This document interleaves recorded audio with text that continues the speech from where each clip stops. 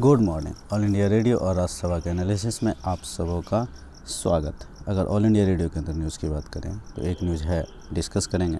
Next देश देशांतर के अंदर इकोनॉमी के बारे में बात की गई है, रिवाइव हो रही है, कुछ खास पॉइंट नहीं निकलते हैं।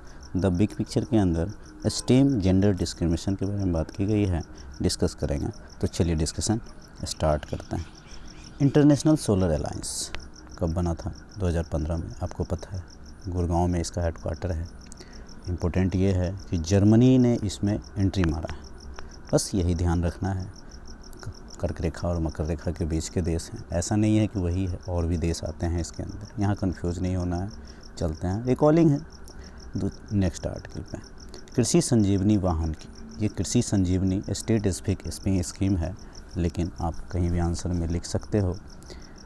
ज़मीन पर जाकर, कृषि ज़मीन पर जाकर उनकी ज़मीन की जांच करने के बाद समस्या का समाधान देगा। मिट्टी, पानी, रोगाणुओं की समस्या के आधार पर किसानों को उपयुक्त सलाह देने की व्यवस्था होगी।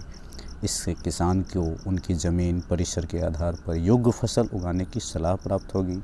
ज़मीन को उपजाऊ बनाने में मदद मिलेगी। राष्ट्रीय कृषि विकास योजना के तहत केंद्रीय सहायता के साथ जारी किया गया है।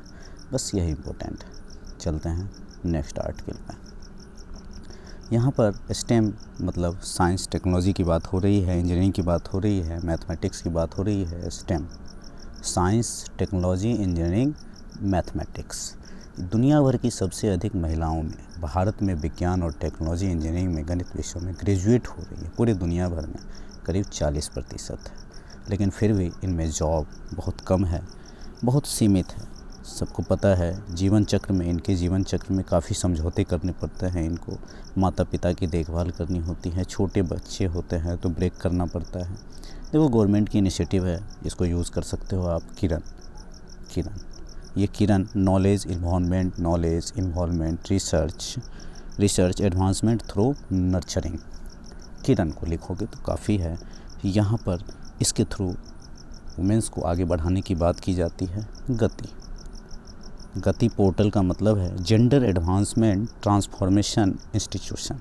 यहाँ पर वर्क एटमॉस्फेयर जेंडर फ्रेंडली बनाने की बात कही जाती है। बहुत सारे यूनिवर्सिटीज़ वगैरह को लेकर के जेंडर रिसर्च करके जेंडर फ्रेंडली है या नहीं। आईआईटी में 8 से 20% महिलाओं की मतलब छात्राओं की संख्या बढ़ी है, उल्लेखनीय है, अच्छी बात है। यहाँ पर दिक्कतें ये भी आती हैं, इंस्टीट्यूशन और डिपार्टमेंट भी महिलाओं को जल्दी जॉब देना पसंद नहीं करती है। वर्क फ्रॉम होम का कल्चर ज़रूर बढ़ता जा रहा है। इंक्लूसिव माहौल देना चाहिए। चाइल्ड केयर फैसिलिटी जो क्रेच की व्यवस्था होती है उसको बढ़ाना चाहिए।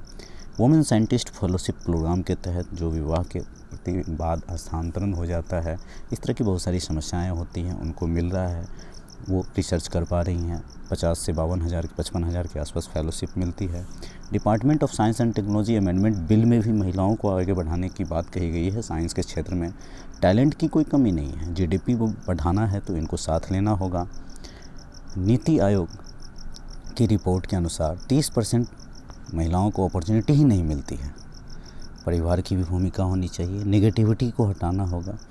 2020 में विज्ञान ज्योति एक कार्यक्रम आया था, जिसके तहत जवाहर नवोदय विद्यालय और भी संस्थान को मिला करके पहले 11th क्लास के बच्चे को बताया जाता था, साइंस के प्रति आकर्षित किया जाता था, लेकिन अब 9th 10th 11th 12th सभी के बच्चों को। इसमें खास बात यह है, सिर्फ बच्चों को ही नहीं आकर्षित किया जाता है साइंस के प्रति, परिवार को भी समझाया जाता है, बताया जाता है। विज्ञान ज्योति आप यूज कर सकते हो इसको। आंसर के अंदर 3 बातें बताई मैंने। किरण बताया मैंने, दूसरा गति बताया मैंने, तीसरा विज्ञान ज्योति बताया।